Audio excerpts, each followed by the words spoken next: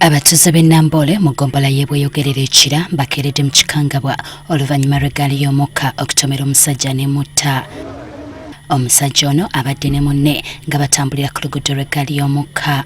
Babadde babiri nga batambula, munne n'agezaako kumusika nga amugamba nti treni yiye ejja, naye ye n'alemerayo mu kkubo, treni n'emukwata. Abantu ebiseera ebisinga batambula nga balina obw'omu matu earphones obwo nga bawuliriza ate nga ddoboozi balimazeeyo naba nga bawuliriza kati olwesi train eyo ekuba engombe ne babeera nga tebawulidde. Okusinziira ku batuuze bino bibaddewo okusaawa nga 12 ez'okumakya. Abadde ayita muleetu kati train egenda enammanve ate era neekomawo nga weerira neddamu nemukola ki nemuyitako. Ono emukutudde obufiififi.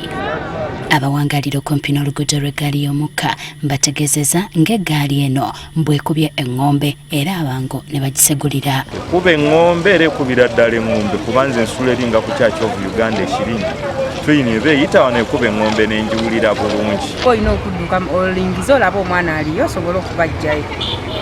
Naye kati ono yayise kiro nga tewali aliwo ssaawa zino. Okusinziira ku bakulembeze ono abadde tamanyikiddwa mu kitundu.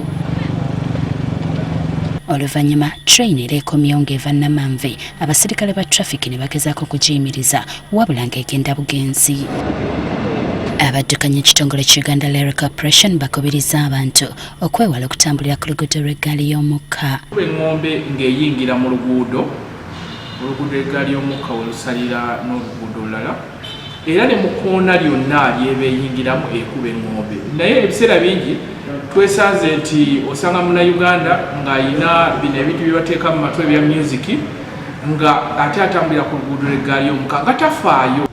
Train tetomerangako bagitomera nga wano train ezeefuuwa eŋŋombe. John Sengendo nga ye mwogezi wa Uganda Rail Corporation alabudde nga bwe bagenda okukwata bannannyini bisolo ababirundira okumpi n'oluguudo lw'eggaali y'omukka.